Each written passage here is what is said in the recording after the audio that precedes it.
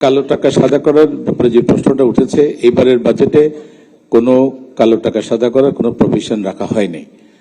আমার মনে হয় যেটা নিয়ে একটু আপনাদের মধ্যে ভুল বোঝাবুঝি তৈরি হয়েছে সেটা হচ্ছে যে আমরা ছোট্ট একটা প্রভিশন গত বছরই করেছিলাম, যারা জমি বিক্রি করেন যেই টাকা পান কিন্তু রেজিস্ট্রেশন হয় কম দামে, অথচ ওনার টাকাটা কিন্তু হোয়াইট, উনি জমি বিক্রি করেছেন 5 কোটি টাকা, রেজিস্ট্রেশন হচ্ছে 1 কোটি টাকা, বাকি 4 কোটি টাকা নিয়ে উনি খুব বিপদগ্রস্ত থাকেন।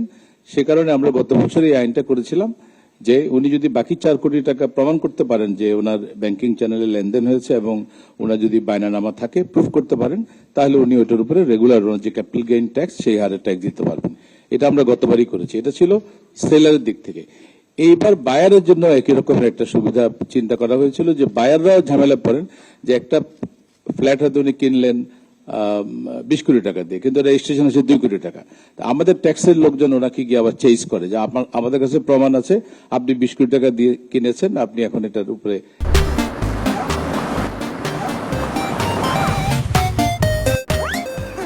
এক্সট্রা ট্যাক্স দিতে হবে জরিমানা সহ। তারাও বিরাট বড় একটা ঝামেলায় পড়ে যায়।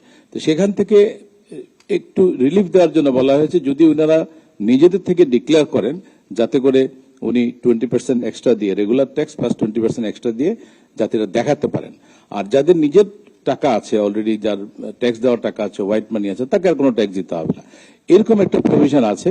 বাট এটা নিয়ে যদি আপত্তি থাকে আমার মনে হয় স্যাররা এটা নিয়ে চিন্তা ভাবনা করবেন আর কি।